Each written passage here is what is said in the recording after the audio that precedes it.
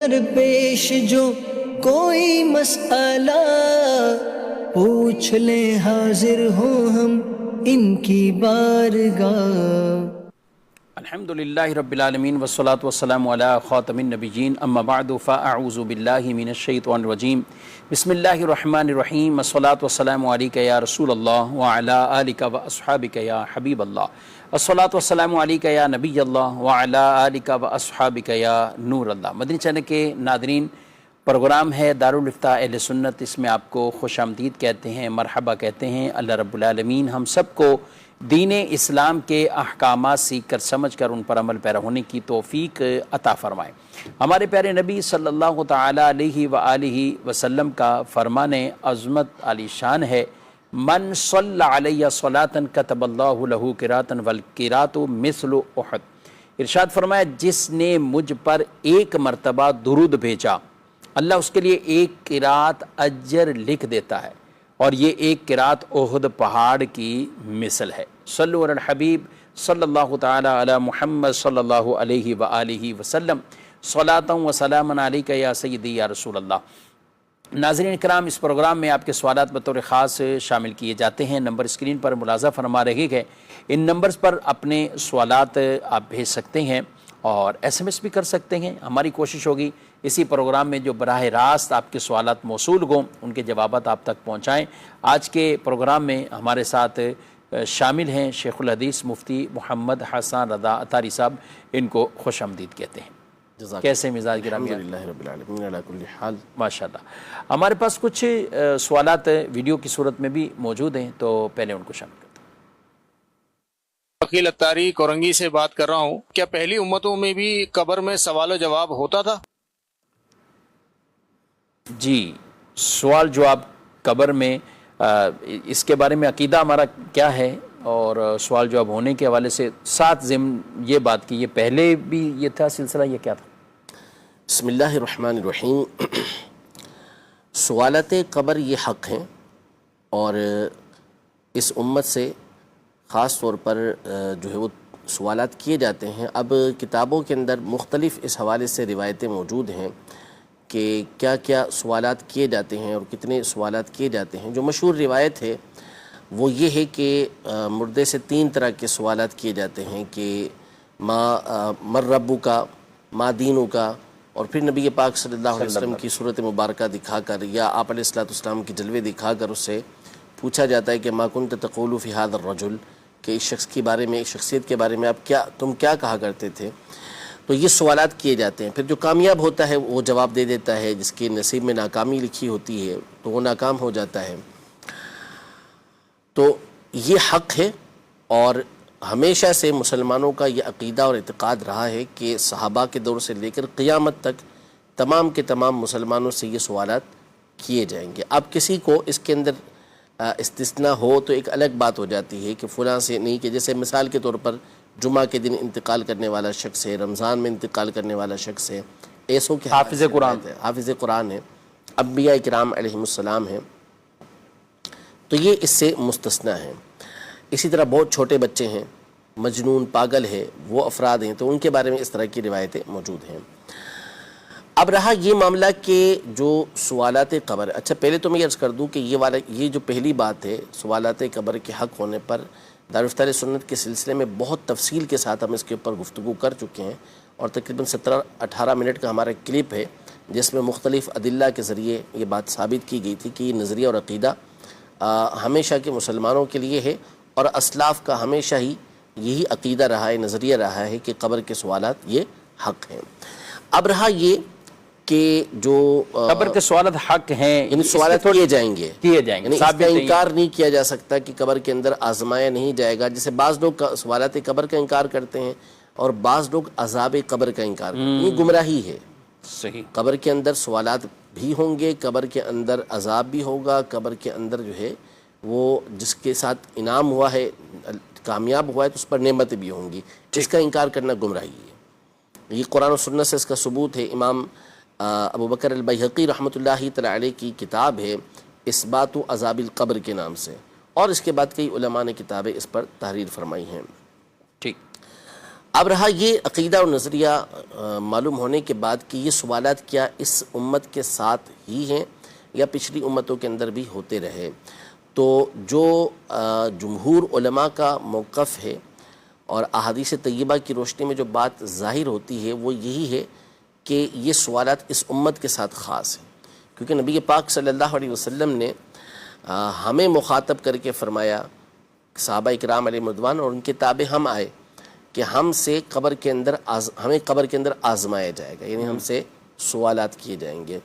تو موقف یہ ہے کہ پچھلی امتوں کے ساتھ یہ معاملہ نہیں تھا، ان سے قبر کے سوالات یہ نہیں کیے جاتے تھے، لیکن اس کا مطلب یہ نہیں کہ قبر کے سوالات نہ ہونے کا معنی یہ ہو کہ عذاب قبر اور ثواب قبر کا معاملہ نہیں تھا۔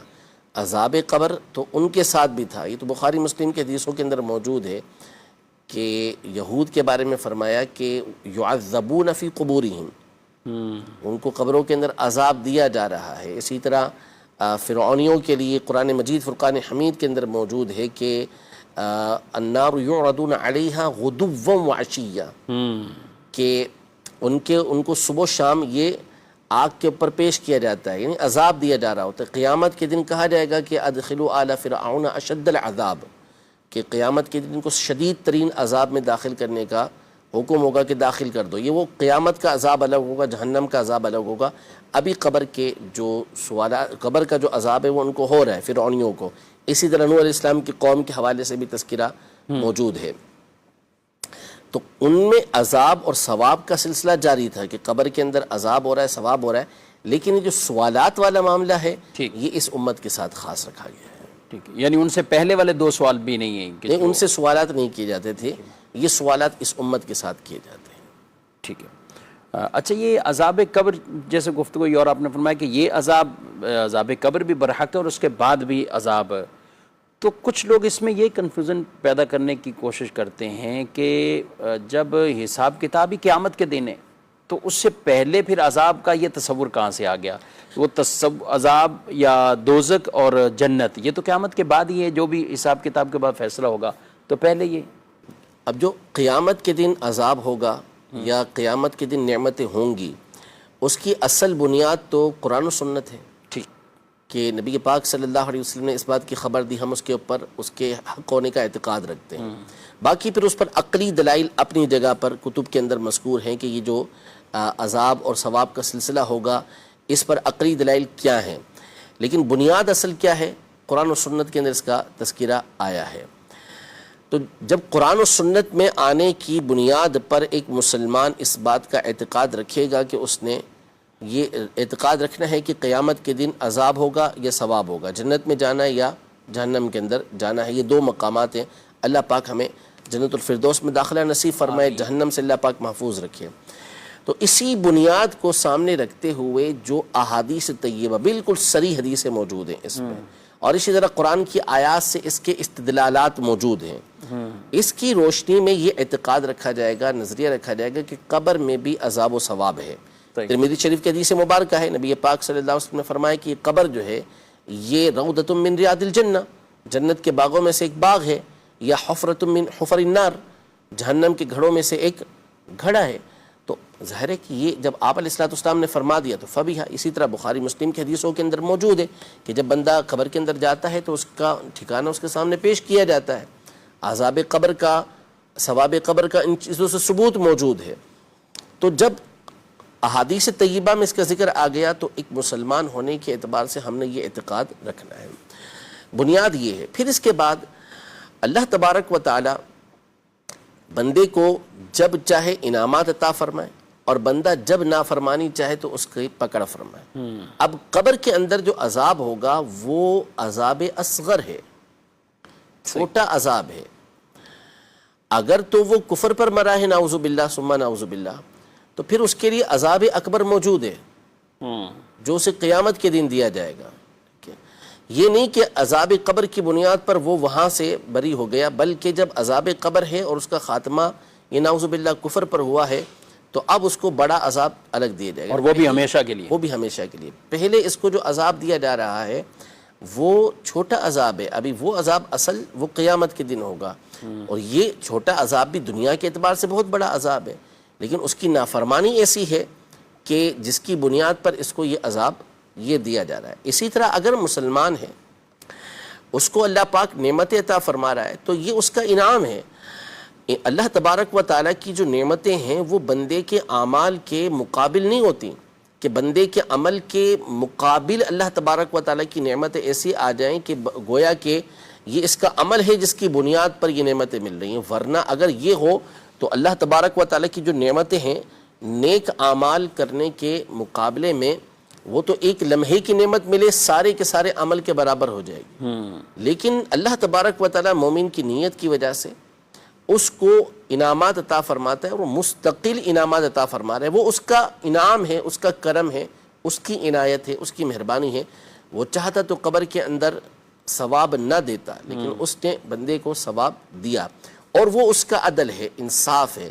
اگر قبر میں عذاب ہو رہا ہے اس کو تو اس کے عدل و انصاف کی بنیاد پر ہو رہا ہے، لیکن بندہ یہ ہمیشہ کا اعتقاد رکھے ہوئے ہوتا ہے کہ نعوذ باللہ اس نے کفر پر ہی رہنا ہے، اس نے اس نافرمانی پر رہنا ہے، تو پھر اس کو ہمیشہ کے عذاب کے لیے قیامت کے دن یہ عذاب دیا جائے گا۔ علماء نفید۔ اور نبی پاک صلی اللہ علیہ وآلہ وسلم آپ جنت کی دعا فرمایا کرتے تھے ہماری تعلیم کے لیے۔ آپ تو خود قاسم جنت ہیں، جسے چاہیں جنت میں جو جگہ چاہیں تو وہ عطا فرمانے والے ہیں۔ جبھی تو صحابہ کرام علیہ رضوان رسول مکرم صلی اللہ علیہ وسلم کی بارگاہ میں حاضر ہو کر اور حضور صلی اللہ علیہ وسلم سے جنت میں اپنے لیے رفاقت کا سوال کرتے اور حضور علیہ الصلوۃ والسلام سے جنت کو طلب کرتے باقاعدہ۔ تو آپ صلی اللہ علیہ وسلم نے ہماری تعلیم کے لیے بھی جنت کی آپ نے دعائیں بھی مانگی، اور یہ بھی فرمایا کہ رب سے جنت مانگو تو جنت الفردوس مانگو، کہ جنت کا اعلیٰ مقام ہے۔ اسی طرح دوزخ سے پناہ مانگنا، تو جو شخص اپنے معمولات میں ان کو شامل کر لیتا ہے، جنت کی طلب رکھتا ہے اور دوزخ سے بچنے کی دعائیں مانگتا ہے، تو اللہ تعالیٰ اپنی رحمت سے یہ دعائیں قبول بھی فرماتا ہے اور اسے دوزخ سے بچاتا بھی ہے، اور اسے جنت کا داخلہ بھی اللہ عطا فرمائے گا۔ تو ہماری دعاؤں میں یہ چیزیں بھی شامل ہونی چاہیے۔ مزید آپ کے سوالات بھی شامل کرتے ہیں، آپ نمبر بھی دیکھ رہے ہیں، اور اگر آپ اسی وقت ہمیں کالز کریں گے تو آپ کے ان سوالات کو ہم بالکل ترجیح بنیادوں پر پروگرام میں شامل بھی کرتے ہیں۔ تو دیکھتے ہیں ہمارے ناظرین کیا پوچھ رہے ہیں۔ میرا نام سکلین احمد ہے۔ مفتی صاحب سے سوال ہے کہ کیا شادی کے لیے استخارہ کرنا ضروری ہے؟ برائے کرم جواب ارشاد فرما دیں۔ جی، شادی اور اس کے لیے استخارہ ضروری؟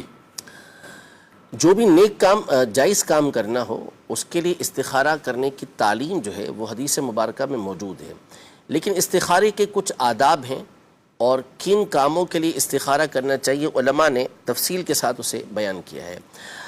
جو کام مقرر ہیں بندے کے اوپر، ظاہر ہے کہ اس کے لیے استخارہ نہیں کیا جا سکتا۔ جیسے اب کوئی کہے کہ میں نماز پڑھنے کے لیے استخارہ کروں، صحیح، تو استخارہ اس کے لیے نہیں کیا جا سکتا، حالانکہ خیر کا طلب کرنا ہے، لیکن پھر بھی اس کے لیے استخارہ نہیں کیا جا سکتا۔ نماز بہتر ہے، وہ فرض ہو واجب ہو وہ تو پڑھنی ہے، سنت موقدہ پڑھنی ہے، اس کے علاوہ وہ دیگر نمازوں کے لیے بھی استخارہ کرنے کی ضرورت نہیں، نماز وہ پڑھے گا۔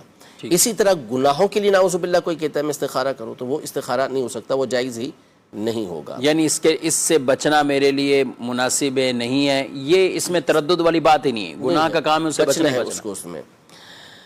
پھر اسی طرح ایسے کام کہ جس کے کرنے میں کوئی شرعی رکاوٹ نہیں اور اس کا پختہ ارادہ ہے کہ اس نے یہ کام کرنا ہے، یہ کام اس نے لازمی طور پر کرنا ہے، یا یہ کام اس نے نہیں کرنا، صحیح، یہ اس کا ذہن بنا ہوا ہے، پختہ ارادہ ہے۔ مثلاً کسی نے اس کو پارٹنرشپ کی آفر کی کہ میرے ساتھ آپ پارٹنرشپ کر لیں، اب اس کا ذہن ہے کہ میں نے اس کے ساتھ پارٹنرشپ کرنی نہیں ہے، کرنی نہیں ہے میں نے اس کے ساتھ، تو اب یہاں پر یہ کہے کہ میں استخارہ کرواؤں، تو یہ استخارہ کرنا درست نہیں ہے، کہ جب آپ کا ارادہ ہی نہیں ہے کرنے کا تو پھر آپ کس بنیاد پہ استخارہ کروا رہے ہیں۔ صحیح۔ اچھا، اسی طرح کسی نے اس کو آفر کی، پارٹنرشپ کی، اور اس کا پکا ارادہ ہے کہ میں نے اس کے ساتھ پارٹنرشپ کرنی، میں ساری معلومات لے چکا ہوں، کاروبار اس کا اچھا چل رہا ہے، بندہ معتمد ہے، اس کے اوپر اعتماد کیا جا سکتا ہے، ساری چیزیں وہ دیکھ چکا ہے، اور اس کا پکا ذہن بن چکا ہے کہ میں نے اس کے ساتھ کرنا ہی کرنا ہے، تو اب علماء نے منع فرمایا کہ اب آپ یہ استخارہ نہ کریں۔ کیونکہ کس چیز کا استخارہ کریں گے جب آپ پکا ارادہ کر ہی چکے ہیں کہ آپ نے یہ کام کرنا ہے۔ استخارہ اس جائز کام میں ہوتا ہے کہ جس کے کرنے یا نہ کرنے میں بندہ متردد ہو، یعنی متردد کا مطلب یہ کہ کبھی اس کا دل اس طرف جائے اور کبھی اس طرف جائے کہ یہ کام کروں، کبھی دل کرے کہ نہ، تو فیصلہ نہیں کر پا رہا کہ میں کیا کروں، تو اب اس موقع پر بندہ استخارہ کرے گا۔ اچھا، یہ دو مثالیں جو آپ نے کی، کاروبار کرنا نہ کرنا، اور رشتے میں بھی یہی چیز ہوتی ہے، بعض اوقات پکا ہوتا ہے کہ یہاں رشتہ کرنا ہے اور بعض اوقات یہ ہوتا ہے کہ کرنا ہی نہیں ہے۔ تو اب مثال کے طور پر جیسے انہوں نے نکاح کے حوالے سے پوچھا، اب لڑکی والوں کی طرف سے مثال کے طور پہ پوچھ رہے ہیں، رشتہ بھیجا گیا لڑکے والوں کی طرف سے آیا، اب پوری معلومات کر لی، پتہ چلا کہ لڑکا جو ہے وہ کسی طرح بھی قابل اعتماد نہیں ہے، خاندان قابل اعتماد نہیں ہے، ہماری لڑکی کے لیے کسی طریقے سے بھی مناسب نہیں ہے، تو اب یہاں پر استخارہ کروانے کا کوئی فائدہ نہیں ہے کہ جب آپ کا ذہن ہی نہیں ہے وہاں پر رشتہ دینے کا، ہاں کرنے کا، تو آپ استخارہ کس چیز کا کروائیں گے؟ ٹھیک۔ اسی طرح اس کے عکس میں آ جائے، معلومات ساری لے لی، لڑکا ہر طرح سے پرفیکٹ ہے، عقیدے کے اعتبار سے، نظریے کے اعتبار سے، اعمال کے اعتبار سے، کمانے کے اعتبار سے، یعنی بچی ہر طرح سے پرسکون رہے گی، دل ہر طرح سے مطمئن ہو چکا ہے، کوئی دوسری راہ آپ کو اس کے اندر خرابی کی نظر نہیں آ رہی، اور آپ کا ارادہ ہے کہ آپ نے وہاں پر دینا ہے، ٹھیک، اب یہاں استخارے کی حاجت نہیں ہے، صحیح، کیونکہ استخارہ کس چیز کا کروائیں گے؟ آپ نے کرنا تو ہے وہاں پر، تو اس لیے اس میں پھر آپ نہ پڑھیں۔ اور پھر یہ کہ استخارہ جو ہوتا ہے بالکل کرنا چاہیے، حدیثوں میں ترغیب ہے، بخاری مسلم کی حدیثیں ہیں کہ صحابہ فرماتے ہیں، حضرت جابر بن عبداللہ رضی اللہ تعالیٰ عنہ وغیرہ کی روایت کہ حضور پاک صلی اللہ تعالیٰ علیہ وآلہ وسلم ہمیں استخارے کی ایسے تعلیم دیا کرتے تھے ہر چیز سے پہلے جیسا کہ قرآن کی کچھ صورت سکھاتے ہیں، دعائیں نبی پاک صلی اللہ علیہ وسلم نے سکھائی ہیں، تو اس لیے استخارہ کرنا چاہیے، لیکن استخارہ یہاں جو بیان کیا گیا کہ کس انداز میں کہ بندہ متردد ہو تو کرنا چاہیے، اور پھر اس پر یہ ذہن میں رکھنا چاہیے کہ جو استخارہ ہے یہ کوئی قطعی اور یقینی چیز نہیں ہے، وحی نہیں ہے، یقینی طور پر ہر 100% جو ہے وہ پرفیکٹ آپ کو نتیجہ حاصل ہو، یہ نہیں ہو سکتا، ٹھیک، یہ صرف وحی کے ذریعے ہو سکتا ہے، اور وحی ہو نہیں سکتی، وہ نبی پاک صلی اللہ علیہ وسلم پر ختم ہو چکا سلسلہ، تو اب اس کے ذریعے جو چیز بھی حاصل ہوگی اس کو کہتے ہیں کہ ضنی طور پر حاصل ہوگی، ضنی کا مطلب کہ ایسا ہو سکتا ہے،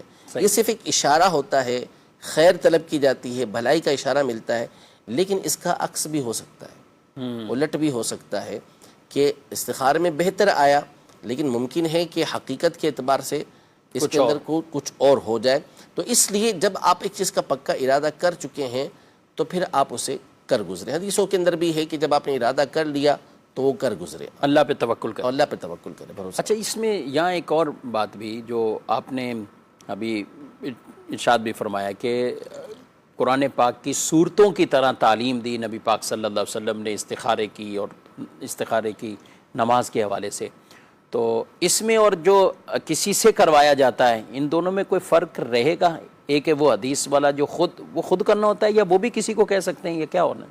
دیکھیں بہتر تو یہی ہے، اس میں سب سے اولا سب سے اچھی صورت یہی ہے کہ حدیث والا ہی استخارہ کیا جائے، ٹھیک، اور بندہ خود ہی استخارہ کرے، صحیح۔ پھر علماء نے اس کی نشانیاں بیان کی ہیں کہ خواب کے اندر جو ہے وہ سبز رنگ نظر آنا، سفید نظر آنا، یہ اس کی اچھائی کی طرف اشارہ ہے، کالا نظر آتا ہے، لال نظر آتا ہے تو وہ اس کی خرابی کی طرف اشارہ ہے، وہ ایک الگ بات ہو جاتی ہے، وہ پھر آگے علماء نے اس بات کو بیان کیا۔ لیکن اگر کوئی کسی اور کے ذریعے کرواتا ہے، جیسے بعض لوگ ہوتے ہیں کہ وہ خود سے اس طرح کے کام نہیں کر پاتے تو وہ کسی اور کو کہتے ہیں کہ آپ کر دیں، تو اس میں بھی کوئی حرج نہیں ہے، استخارہ ہی کرنا ہے، اللہ سے خیر طلب کرنی ہے تو دوسرے کے ذریعے سے بھی ہو سکتا ہے۔ اسی طرح یہ جو دیگر استخارے ہوتے ہیں، تسبیح کے ذریعے ہوتا ہے، عادات کے ذریعے ہوتا ہے، تو یہ بھی اسلاف سے منقول ہے، صحیح، بزرگوں سے منقول ہیں، تو جب ان سے منقول ہیں تو اس پر عمل کرنے میں بھی حرج نہیں ہے، اگرچہ کہ اولا وہی استخارہ ہے کہ جو حدیث پاک کے اندر آئے، نمازوں کے حوالے۔ نمازوں کے حوالے سے۔ اچھا، ایک اور بات ہے کہ اپنی من پسند کا جواب یا نتیجہ نہ نکلنے پر یہ 2-4 سے استخارہ کروانا، اس پہ کیا کہتے ہیں؟ یہ وہی بات ہے جو ہم نے بات کی نا کہ جو آپ ایک چیز کا ارادہ کر چکے ہیں کہ میں نے یہاں یہ کام نہیں کرنا ہے، یا میں نے یہ کام نہیں کرنا، اب آپ ایک جگہ کرواتے ہیں تو آپ کی مراد کے برخلاف استخارہ آ جاتا ہے، اشارہ آ جاتا ہے، تو اب آپ پریشان ہوتے ہیں، حالانکہ آپ کرنے کا ارادہ کر چکے، اب اس میں نہ آ گیا، صحیح، یا آپ نہ کرنے کا ارادہ کر چکے تھے، اس میں ہاں گیا، تو اب جاتے ہیں دوسرے کے پاس، پھر تیسرے کے پاس، پھر چوتھے کے پاس، تو آپ 150 افراد کے پاس چلے جائیں، 200 افراد کے پاس چلے جائیں، اس کا یہ کوئی فائدہ نہیں ہوگا کہ کوئی قطعی اور یقینی چیز نہیں ہے۔ 150 افراد بھی ایک بات کہیں گے تو وہ وہی تھوڑی ہو جائے گی، نتیجہ تو وہی رہے گا نا کہ یہ ایک ضمنی چیز ہے، ایک اشارہ مل رہا ہے کہ کریں یا نہ کریں بس۔ تو اس لیے پھر ایسے معاملے میں کہ جب آپ کا ذہن ہی بنا ہوا ہے کہ آپ نے اس کے ایسا نہیں کرنا اور وہ کام ہے بھی جائز، اس میں بظاہر کوئی آپ کو حرج بھی نظر نہیں آ رہا، تو پھر آپ کر گزریں، یا پھر نہ کرنے کا ارادہ ہے تو منع کر دیں۔ ٹھیک، یعنی اس کو یوں سہارا نہیں لینا چاہیے بالکل کہ نہیں لینا چاہیے۔ کام خود ہی منع کرنا ہے آپ نے تو اب کسی نہ کسی مولانا پہ رکھ دیں۔ جی اچھا، اس کا پھر بعض اوقات ایسا ہوتا ہے کہ وہ کہہ رہے ہیں یار آپ کے مولانا سے ہاں آ رہی ہے، ہمارے یہاں سے نہ آ رہی ہے، تو آپ ہماری مانو، وہ کہہ رہے ہیں آپ ہماری مانو، تو یہ جھگڑا تو پھر ختم ہوگا ہی نہیں کبھی۔ کہیں نہیں، تیسرے مولانا کو لی۔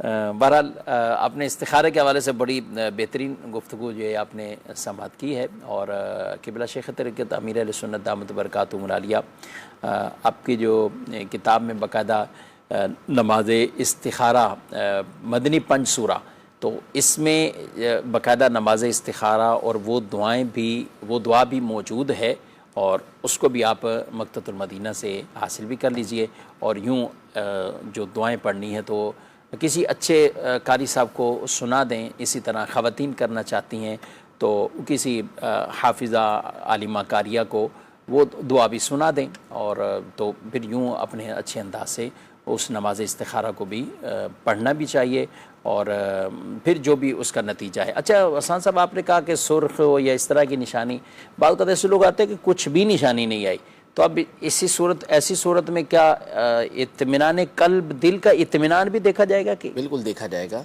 کہ دل کو سکون حاصل ہو گیا، اطمینان ہو گیا، اور ایک دفعہ نہیں آئے تو 3 دفعہ کر لیں، ٹھیک 7 دفعہ کر لیں، تو اس سے انشاءاللہ دل کو اطمینان حاصل ہو جائے گا، کسی نہ کسی ایک طرف آپ کا جو دل ہے وہ جم جائے گا۔ ٹھیک، مزید سوالات بھی شامل کرتے ہیں، ویڈیو سوالات بھی ہیں، تو بتائیے۔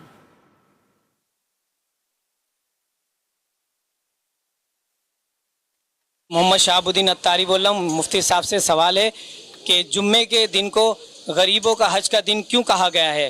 جواب ارشاد فرما دیں۔ ٹھیک جی۔ جی، یہ حدیث مبارکہ سیدنا عبداللہ ابن عباس رضی اللہ تعالی عنہما سے مروی ہے، جس میں بعض روایتوں کے اندر ہے کہ الجمعۃ حج المساکین، اور بعض میں ہے کہ الجمعۃ حج الفقراء، اس طرح کے الفاظ موجود ہیں۔ تو اصل میں تو دیکھیں یہ اللہ پاک کا انعام ہے، یعنی اس کی تشریح کی گئی کہ جو بندہ حج کرنے سے عاجز ہے، یعنی اس کے پاس اتنا مال و اسباب نہیں ہے کہ وہ حج کے لیے جا سکے، تو اب جمعہ کے لیے جائے گا تو اللہ تبارک و تعالیٰ اس کو حج کا ثواب عطا فرمائے گا۔ تو اصل اس میں یہ ہے کہ یہ اللہ پاک کا انعام ہے، یعنی کوئی یوں نہیں کہیں گے کہ اس میں کوئی جمعہ کے لیے جانے کی وجہ سے، چونکہ حج میں بھی افراد جمع ہوتے ہیں تو جمعہ میں بھی افراد جمع ہوتے ہیں، حج میں بھی کہیں چل کے جانا پڑتا ہے تو جمعہ کے لیے بھی چل کے جانا پڑتا ہے، ان بنیادوں پر نہیں، بلکہ اصل جیسے والدین کا چہرہ دیکھنا محبت کے ساتھ، اس پر اللہ پاک حج کا ثواب عطا فرماتا ہے، عمرے کا ثواب عطا فرماتا ہے۔ مسجد قباء میں کوئی جا کے 2 رکعت نفل ادا کرتا ہے تو اس کو اللہ پاک عمرے کا ثواب عطا فرماتا ہے، اور امور کے اوپر حج کا ثواب، یہ مختلف چیزوں کا ثواب یہ بیان کیا، یہ انعامات باری تعالیٰ ہیں، اللہ پاک کی طرف سے انعامات کیے گئے ہیں۔ تو یہ اب مثلاً کسی غریب کا دل جو ہے وہ بھر آیا کہ یہ جو مالدار ہے اس نے حج کیا اور حج کا ثواب حاصل کیا، میں تو حج کے لیے نہیں جا سکتا، تو مجھے حج کا ثواب کیسے ملے گا؟ مقصد ثواب حاصل کرنا ہو، سفر نہیں کہ سفر کی لذات کو میں حاصل کروں اور ان چیزوں کی لذتوں کو، وہ ایک الگ چیز ہو جائے گی۔ اصل یہ ہے کہ آپ کا مقصد حج کا ثواب ہے، کہ کسی کو حج کرتے ہوئے دیکھا، دل میں تمنا پیدا ہوئی کہ یار کاش میرے پاس بھی مال ہوتا تو میں حج ادا کرتا۔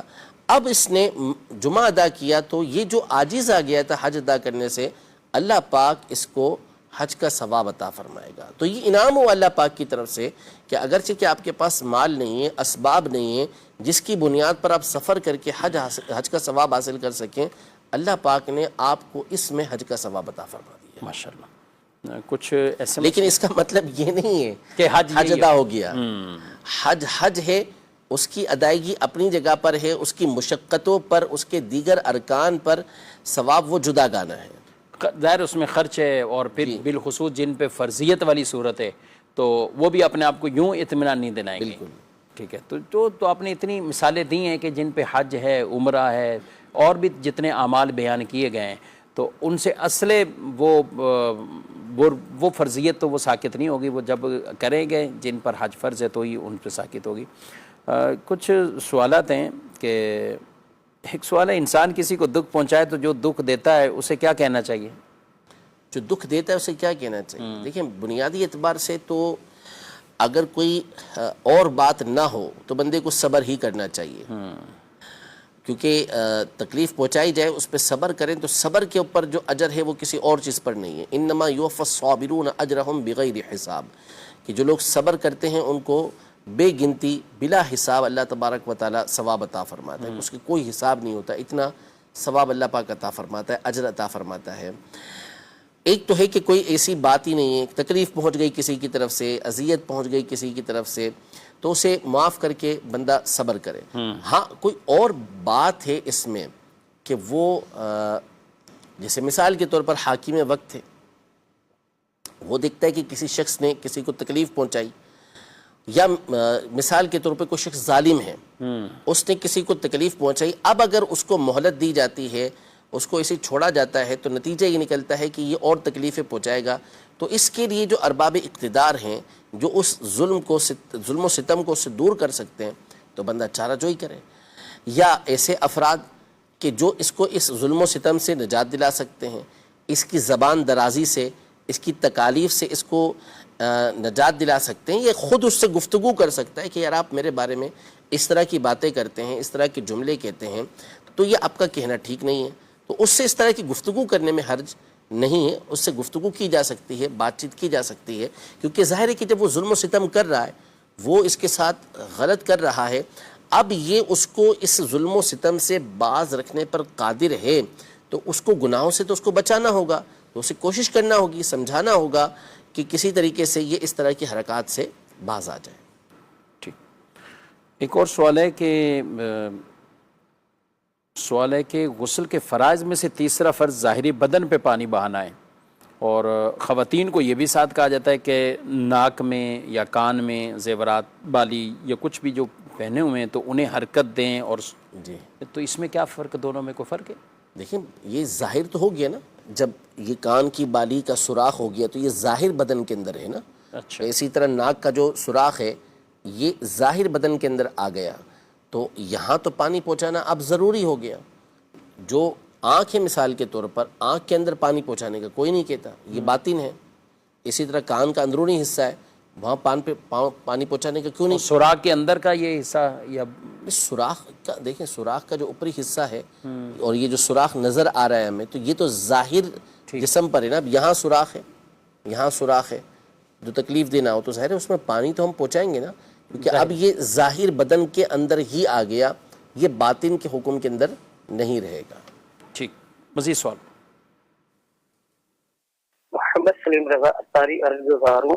میرا مفتی صاحب کی خدمت میں یہ سوال عرض ہے کہ اکثر لوگوں کی یہ عادت ہوتی ہے کہ وہ خواب بھی سناتے ہیں، یعنی خواب اپنا بتاتے ہیں، اور اس کی جب تعبیر مل جائے تو پھر وہ الٹے سیدھے سوال کرنے لگ جاتے ہیں. اور کچھ لوگوں کا یہ انداز بھی ہوتا ہے کہ استخارہ بھی کرواتے ہیں، پھر استخارے کے بعد جو رزلٹ آتا ہے تو اس سے بھی انکاری ہو جاتے ہیں، اور اس معاملے میں بھی بہت الگ الگ قسم کی باتیں کرتے ہیں. تو ایسے لوگوں کے حوالے سے کیا ان پر کوئی شرعی حکم بھی لاگو ہوگا؟ ایسے لوگوں کے بارے میں کیا حکم ہے شریعت کے حوالے سے؟ یہ تو ارشاد فرما دیجیے. جزاک اللہ خیرہ. ہمیں کافی اس پر گفتگو ہوئی ہے، لیکن مزید اگر کوئی آپ دیکھیں اصل میں ایک سوال تو بھائی نے بہت طویل کیا جی، وہ خواب کی تعبیر بھی مسئلہ یہ ہے کہ کیا کہا اس نے، الٹی سیدھی باتیں کہیں تو وہ کہا کیا. اب اگر استخارے کے کا جو نتیجہ سامنے آیا، جو جواب آیا، اس پر اس نے کوئی خلاف شرع کلمات کہے ہیں، کوئی نعوذ باللہ غلط جملے کہے ہیں، تو اس کے اعتبار سے حکم لگے گا. اسی طرح خواب کی تعبیر اس نے پوچھی، اب اس کی من پسند کی تعبیر اسے نہیں ملی، تو اب اس پہ کہے جانے والے جملے کیا ہیں، ان جملوں کے حساب سے اس کے اوپر حکم لگے گا. اگر جملے مباح ہیں تو مباح ہو جائے گا، اگر جملے ناجائز و حرام بات پر مشتمل ہیں تو ناجائز و حرام بات ہو جائے گی، اور اگر اس سے اوپر کا نعوذ باللہ کوئی معاملہ ہے تو پھر اوپر کا معاملہ ہوگا. صحیح. جی مزید سوال. مفتی صاحب بارگاہ میں سوال عرض ہے کہ جیسے دنیا میں کہا جاتا ہے کہ انسان کو فری ول ہے گناہ اور نیکی میں چوز کرنے کے لیے، تو اس کے عمل کی بنیاد پہ پھر اس کو سزا یا جزا کا معاملہ ہے. پہلے تو اس کی کچھ وضاحت فرما دیں، رہنمائی فرما دیں. دوسرا، کیا جنت میں جب اللہ تعالیٰ کی رحمت سے مسلمان داخل ہوں گے، اللہ تعالیٰ کی جو نعمتیں ان سے مستفید ہوں گے، تو کیا وہاں بھی انسان کے پاس فری ول ہوگی تو پھر اس کا کیا تصور ہوگا؟ جزاک اللہ خیر. جی، دنیا میں دنیا میں فری ول کا مطلب یہ ہے اصل میں کہ بندے کو دونوں راہ دکھا دی گئی. وَهَدَيْنَاهُ النَّجْدَيْنِ، راستے دونوں کے دونوں بندے کو دکھا دیے گئے ہیں کہ سیدھا راستہ بھی بتا دیا گیا اور جو غلط راستہ ہے وہ بھی اسے بتا دیا گیا کہ یہ برائی والا راستہ ہے، یہ سچائی والا راستہ ہے، یہ سیدھا راستہ ہے.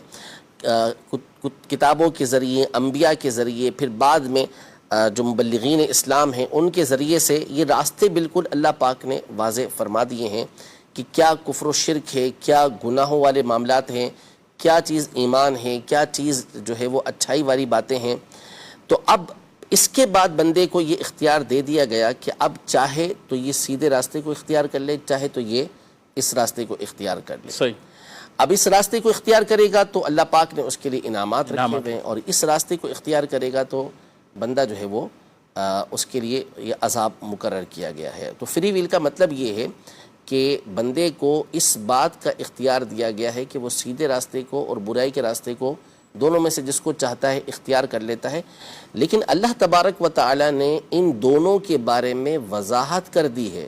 قرآن مجید فرقان حمید میں ایک سے زائد مقام پر اللہ تبارک و تعالی نے یہ ارشاد فرمایا کہ اما شاکر و اما کفورا. یہ ارشاد فرمایا کہ ہم نے ان کو دونوں راستے دکھا دیے ہیں، اب چاہے تو وہ شکر کرنے والا ہو جائے، چاہے تو وہ ناشکری کرنے والا ہو جائے. تو اب یہ چاہے گا تو اس راستے پر چلے گا، چاہے گا تو اس راستے پر چلے گا، یوں اس کو اختیار دے دیا گیا ہے. لیکن دونوں کی جو انتہا ہے وہ بھی بیان کر دی گئی ہے کہ یہ راستے پہنچیں گے کہاں پر، یہ بتا دیا گیا ہے. جہاں تک رہا جنت کا معاملہ، تو جنت میں قرآن مجید فرقان حمید کی کئی آیت ہے کہ ما تشتہی الانفس وَلَكُمْ فِيهَا مَا تَشْتَهِيهِ أَنفُسُكُمْ، کہ جو بھی ہمارا دل چاہے گا اس کے اندر ہمیں حاصل ہوگا. لیکن یہ جو دل چاہے گا یہ ایسی چیزیں نہیں ہوں گی کہ جو نافرمانی پر مشتمل ہوں. اس پر علماء کی گفتگو تفصیل کے ساتھ بعض چیزوں کے حوالے سے موجود ہے کہ مثلا کسی ایسی چیز کے بارے میں جس سے دنیا میں منع کیا گیا کہ یہ چیز جنت میں ہوگی یا نہیں ہوگی، تو وہاں اختلاف پیدا ہوا کہ یہ چیز جنت میں ہوگی. لیکن دوسرے طرف سے علماء نے یہ جواب دیا کہ نہیں، جنت میں اس چیز کا خیال ہی دل کے اندر نہیں آئے گا، وہ طلب بھی نہیں ایسی ہوگی، طلب ہی ایسی پیدا نہیں ہوگی کہ بندہ وہ کام کرے گا. طلب وہی ہوگی کہ جو ہوگی، ہر طرح کی چیز بندے کو ملے گی، لیکن وہ طلب اس طرح کی نہیں ہوگی کہ بندہ جو ہے اللہ پاک کی نافرمانی کے اندر. مثال کے طور پر جنتی بیوی ہوگی کسی کی، ایک جنتی ہے، اس کی بیوی ہے، دنیا کے اندر بیوی تھی، وہی جنت میں اس کی بیوی ہے. تو اب کسی دوسرے جنتی کے دل کے اندر یہ تمنا پیدا نہیں ہوگی، خواہش پیدا نہیں ہوگی کہ اس کا نکاح اس عورت کے ساتھ ہو جائے. یہ نہیں ہوگا اس طرح، یعنی دل کے اندر تمنا ہی پیدا نہیں ہوگی، خواہش اس بات کی پیدا نہیں ہوگی. اسی طرح اور بعض چیزیں کہ ان کی خواہش بندے کے دل کے اندر پیدا نہیں ہوگی. تو یوں جنت میں فری ول ہونے کا مطلب جنت کے اندر یہ ہوگا کہ بندہ جس چیز کی خواہش کرے گا، جو تمنا کرے گا وہ اس کو ملے گا، جو تمنا کرے گا اس کو ملے گا. لیکن وہ تمنا ہوگی وہ کہ جو اللہ پاک کی نافرمانی پر مبنی نہیں ہوگی. وہاں تو سانس کے ذریعے، بندے کی سانسوں کے ذریعے اللہ پاک کا ذکر اس کی جاری ہوگا، کہ سانس لے رہا ہوگا، اس میں اللہ پاک کی تسبیح ہو رہی ہوگی، اللہ پاک کی حمد ہو رہی ہوگی. تو وہاں فری ول ہے. لیکن فری ول کا مطلب کیا ہے کہ اس کی جو خواہش ہوگی وہ ہوگی وہی کہ جو نافرمانی پر، شرارت پر اور دشمنی اور عداوت پر مشتمل نہیں ہوگی، وہ اس کو فائدہ دینے والی خواہشات ہوں گی. بلکہ بعض جو روایتیں ہیں، جب سب سے ادنا جنتی جنت کے اندر داخل ہوگا، آخری جنتی، تو اللہ پاک اس سے کہے گا کہ خواہش پہ کر، تمنا کر. کیا کرتا ہے؟ تو وہ عرض کرے گا یہ. پھر اللہ تبارک و تعالیٰ اسے یاد دلائے گا، اس کے دل کے اندر تمنا پیدا کرے گا کہ یہ بھی تمنا کر، یہ بھی تمنا کر، یہ بھی تمنا کر، تو وہ تمنائیں کرتا رہے گا، اللہ پاک کی بارگاہ میں عرض کرتا رہے گا، اس کو وہ چیزیں ملتی رہیں گی۔ تو تمنائیں دل کے اندر آئیں گی، خواہشات دل کے اندر آئیں گی، اور ہر طرح کی خواہش، ہر طرح کی تمنا دل میں آئے گی، لیکن وہ ایسی نہیں ہوگی کہ جو نافرمانی اور شرارت کے اوپر مشتمل ہو۔ ٹھیک، جنتیوں میں جو باہمی تفاوت ہوں گے، یعنی کوئی اعلیٰ درجے کا جنتی، کوئی ہے، تو کیا یہ ادنا درجے کا جنتی اس کے دل میں یہ تمنا ہو جائے گی کہ وہ اوپر والا درجہ اسے، یا جو نعمتیں وہ اس کو مل رہی وہ اس کو ملیں؟ ایسی تمنا پیدا نہیں ہوگی، یعنی یوں نہیں ہوگا کہ یوں کوئی کہے کہ صحابہ جس درجے کے اندر ہوں میں اس درجے میں چلے جاؤں، انبیاء کا جس درجے کے اندر ہو میں اس درجے کے اندر چلا جاؤں۔ اصل میں وہ جو نعمتیں اس بندے کو ملی بھی ہوں گی ادنا سے ادنا جنتی کو، وہ ایسی ہوں گی کہ جو اس کو دیگر سے ان چیزوں سے مشغول ہی رکھیں گی، اور پھر وہاں پر حسد کا اس طرح کا کوئی معاملہ ہوگا نہیں، سب ایک ہی دل پر ہوں گے، سب کے دل یکساں ہوں گے۔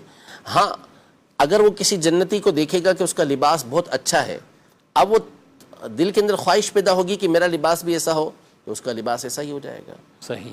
اور جنتی کو کسی، ابھی کہہ سکتے ہیں اس طرح کہ کسی کو جنتی مثال کے طور پر کوئی چیز کھاتے ہوئے دیکھا، تو اب اس کو مزہ ہے کہ یہ چیز تو بڑی مزے کی لذیذ کھا رہا ہے، اب اس کے دل میں تمنا پیدا ہوئی تو اس کے لیے بھی وہ چیز حاضر ہو جائے گی، لیکن ان کا جو سٹیٹس ہوگا وہ بلند و بالا ہوگا۔ اصل میں مسئلہ یہ ہے کہ جنت جو ہے، حقیقت یہ ہے کہ اس کی نعمتوں کے بارے میں واضح طور پر حدیث میں فرما دیا کہ کسی کان نے اس کی نعمت کو سنا نہیں، کسی آنکھ نے اس کی نعمت کو دیکھا نہیں، اور کسی کے دل میں ان نعمتوں کا خیال گزرا نہیں ہے۔ یہ چند مثالیں جو قرآن و سنت کے اندر ہمیں دی گئی ہیں، یہ وہ دی گئی ہیں کہ جو دنیا میں ہم نعمتیں استعمال کرتے ہیں، صحیح، تو ان نعمتوں کے ذریعے کچھ چیزیں ہمیں بیان کی گئی ہیں تاکہ بظاہر ایک صورت سمجھ آئے، جائے، ورنہ حقیقت فَلَا تَعْلَمُ نَفْسٌ مَّا أُخْفِيَ لَهُم مِّن قُرَّةِ أَعْيُن، کوئی جان نہیں جانتی کہ اس کی آنکھوں کی ٹھنڈک جنت کے اندر کیا تیار کی گئی ہے، جو چھپا کے اس کے لیے رکھی گئی ہے۔ تو اللہ پاک ہمیں بس جنت الفردوس میں داخل فرمائے۔ اصل یہ ہے کہ جب وہاں پہنچیں گے تو پھر جو نعمتیں ہوں گی وہ ہمارے سامنے ہوں گی، ابھی دنیا میں اس کا ادراک یہ نہیں کیا جا سکتا۔ ٹھیک، مزید سوال میں نے پوچھنا ہے جیب میں جو نسوار سگریٹ ہونا اس کے بارے میں پوچھنا ہے، نماز ہوتی ہے کہ نہیں ہوتی؟ نسوار جیب میں ہو تو نماز ہوتی نہیں ہوتی؟ کیا چیز؟ نسوار جیب میں ہو تو نماز نسوار لا حول ولا قوت، جیب میں رکھی ہوئی پڑیا بنا کے، تو نسوار ناپاک تو نہیں ہوتی نا؟ صحیح، جب ناپاک نہیں ہے تو پھر اس کے جیب میں ہونے سے نماز پر کوئی فرق نہیں پڑے گا۔ ہاں اگر اس میں سے بو آتی ہے، بدبو آتی ہے اس میں سے کہ جو قریب پھیل رہی ہے، تو پھر اس صورت میں مسجد میں جانے کی اجازت نہیں ہوگی، اور ایسی چیز جیب میں رکھ کے پھر نماز پڑھنے کی اجازت نہیں ہوگی، ٹھیک، تو پھر اس کو دور کرنا ضروری ہوگا، ورنہ سارے کی ناپاک چیز نہیں ہے، اگرچہ کہ اس کے جو نقصانات اور دیگر اس کے معاملات ہوں گے وہ سب کے سامنے واضح ہیں، کہ سگریٹ ہو، گٹکا ہو، یا یہ نسوار ہو، یہ اس طرح کی جو چیزیں ہوتی ہیں، یہ ظاہر ہے کہ بو کے اندر بو بھی پیدا کرتی ہیں، اور اس کے سائیڈ ایفیکٹ تو ہوتے ہی ہیں، نقصان تو ہوتے ہی ہیں، تو یہ اپنی جگہ پر ہیں، لیکن بہرحال چونکہ یہ ناپاک نہیں ہے، تو ناپاک نہیں تو آپ کی جیب کے اندر ہوگی تو نماز پر تو کوئی فرق نہیں پڑے گا، سوائے یہ کہ بدبو اس کی پھیلتی ہو تو پھر اس کو ہٹانا یہ ضروری ہوگا۔ سگریٹ کے بارے میں بھی لوگ یہی پوچھتے ہیں کہ بعض اوقات وہ اپنی چپلوں میں یا اس کی ڈبیاں نکال کر جوتوں کی جگہ پر یا جوتے کے اندر ڈال کے چھپا کے سائڈ پہ رکھتے ہیں، اچھا، تو جیب میں یعنی کچھ تصور ہوگا کہ یہ جیب میں نہیں رکھ کے نماز نہیں پڑھ سکتے، یا کیا کہتے ہیں اس میں بظاہر تو وہ ابھی بند ڈبیا کے اندر وہ بدبو والی یا اس طرح کی کیفیات، وہی بات ہے جو ہم نے ابھی اس نسوار کے بارے میں کہی، تو یعنی ٹھیک ہے، یعنی اگر جیب میں رکھ کے بھی اگر نماز پڑھی تو نماز ہو جائے گی۔ ایک سوال ایس ایم ایس پہ، عورت کس طرح نماز پڑھے، کیا وہ مرد کی طرح پڑھ سکتی ہے، بالخصوص سجدہ کس طرح کریں، اس پہ کافی گفتگو کی جاتی ہے، کیا فرماتے ہیں؟ اس پہ کافی گفتگو کی جا سکتی ہے، جاتی بھی ہے اور جا سکتی بھی ہے، اجماع امت ہے اس پر کہ عورت کی نماز کا طریقہ کار یہ مرد کی نماز سے مختلف ہے، صحیح، اور اجماع ایک مستقل دلیل ہے، قرآن، سنت، اجماع، قیاس، تو امت اس پر متفق ہے کہ عورت کی نماز پڑھنے کا طریقہ یہ مرد کی نماز سے مختلف ہے، اور کئی حدیثیں مختلف امور کے حوالے سے، جیسے ہاتھ باندھنے کے حوالے سے، ہاتھ اٹھانے کے حوالے سے، اسی طرح سے جو سجدہ کرنے کا معاملہ ہے، تو سنن بیہقی کے اندر اور مراسیل ابی داود کے اندر روایتیں موجود ہیں. نبی پاک صلی اللہ علیہ وسلم نے عورت کو زمین پر مل کر چپک کر سجدہ کرنے کا حکم دیا. مرد کا طریقہ اس سے مختلف ہے, الگ ہے. تو اس پر اجماع ہے کہ ستر عورت کے لیے رکھا گیا ہے. یعنی نماز کے اندر عورت وہ افعال اختیار کرے گی کہ جس میں ستر زیادہ ہو سکے. صحیح. ہاتھ رکھنا ہے تو اس کے لیے سینے پہ ہاتھ رکھنے کا حکم اس لیے ہوا تاکہ اس کا ستر زیادہ رہے. صحیح. رکوع کے اندر معمولی جھکنے کا حکم ہوا, سجدہ چپک کر کرنے کا حکم ہوا, جو تشہد کے اندر بیٹھتی ہے, تحیات میں بیٹھتی ہے تو اس میں پاؤں نکالنے کا حکم ہوا. یہ سارے فرق ہیں. صحیح. اچھا, بعض لوگ اس پر یوں کہتے ہیں, مختصر ہم اس پہ بات کر لیتے ہیں. بعض لوگ یوں کہتے ہیں کہ جی حدیث پاک میں تو یہ فرمایا کہ صلو کما رأیتمونی اصلی, جی, کہ نماز پڑھو جیسا کہ تم نے مجھے نماز پڑھتے ہوئے دیکھا. ٹھیک. تو اب اس میں مرد و عورت کی تفریق تو نہیں ہے, سب کے لیے ایک ہی طرح کا حکم ہے. تو ہم یہ کہتے ہیں کہ نبی پاک صلی اللہ علیہ وسلم نے حج فرما کر فرمایا خذو انی مناسککم, مجھ سے اپنے مناسک لے لو. یعنی جس طرح میں نے حج ادا کیا ویسے ہی تم حج ادا کرو. اب اس میں بھی مرد و عورت سب کو حکم ہے, لیکن احکامات میں فرق ہے. ہاں, لیکن جو لوگ یہ کہتے ہیں کہ نماز عورت کو مرد کی طرح پڑھنی چاہیے, لیکن اکثریت یہی کہتی ہے کہ نہیں پڑھنی چاہیے, عورت کی الگ ہے. اس پر دلائل جداگانہ موجود ہیں. یعنی نہ کہنے والوں کے افراد بھی ایسے ہیں جو کہتے ہیں, یعنی کہنے والوں کے افراد بھی ایسے ہیں کہ جو یہ کہتے ہیں کہ نہیں پڑھنی چاہیے, عورت کی نماز الگ ہے. یہ کچھ عرصے پہلے یہ فتنہ پیدا ہوا, پہلے نہیں تھا یہ فتنہ یہ والا. عورت کی نماز کے حوالے سے یہ فتنہ جو پیدا کیا کہ کچھ عرصے پہلے پیدا کیا کہ پہلے ایسا کچھ نہیں تھا. اچھا, اب یہ فرمایا کہ مجھ سے اپنے مناسک لے لو, حج کا طریقہ لے لو. مرد و عورت دونوں کو حکم ہو رہا ہے, لیکن جو نماز میں فرق کرتے ہیں وہ بھی کہتے ہیں کہ عورت صحیح کے دوران بھاگے گی نہیں. صحیح. احرام میں مرد اشتباہ کرے گا, عورت نہیں کرے گی. رمل جو ہے وہ مرد کرے گا, عورت نہیں کرے گی. حالانکہ وہی امر ہے جو وہاں پر ہے وہ یہاں پر ہے. وہاں فرمایا کہ جیسا میں نماز پڑھ رہا ہوں ویسے نماز پڑھو. حج کر کے فرمایا مجھ سے اپنے مناسک لے لو. لیکن دونوں کے درمیان تفریق ہے, فرق ہے, حکم جدا گانا ہے. تو اس لیے جو دیگر ادلہ ہوتی ہیں اس کو دیکھا جاتا ہے کہ دیگر ادلہ میں نبی پاک صلی اللہ علیہ وسلم نے کس چیز کا حکم فرمایا. عورت کے لیے ستر والے معاملات کے حوالے سے نبی پاک صلی اللہ علیہ وسلم نے جماعت تک سے بہتر عورت کے لیے فرمایا کہ وہ گھر کے اندر نماز پڑھے, صحن سے بہتر کمرے میں پڑھے, کمرے سے بہتر کوٹھڑی کے اندر پڑھے. تو اتنا کچھ ستر کے حوالے سے آپ علیہ السلام نے ارشاد فرمایا. تو فرق تو جماعت کے اعتبار سے یہاں پہ آپ علیہ السلام نے واضح فرما دیا صحیح حدیثوں کے اندر.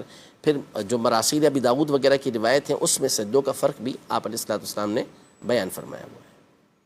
ناظرین کرام, مسائل آپ نے ان کے جوابات سماعت کیے ہیں. دارالتعلیم سنت کا فون نمبر اپنے پاس رکھیے. آپ کے کئی ایسے شرعی دینی سوالات ہوتے ہیں جن کے جوابات آپ جاننا چاہتے ہیں, تو یہ نمبر اپنے پاس رکھیے. اس نمبر پر آپ دن میں 10 بجے سے لے کر 4 بجے کے دوران آپ بات کر سکتے ہیں اور اپنے ان مسائل کی رہنمائی بھی حاصل کر سکتے ہیں.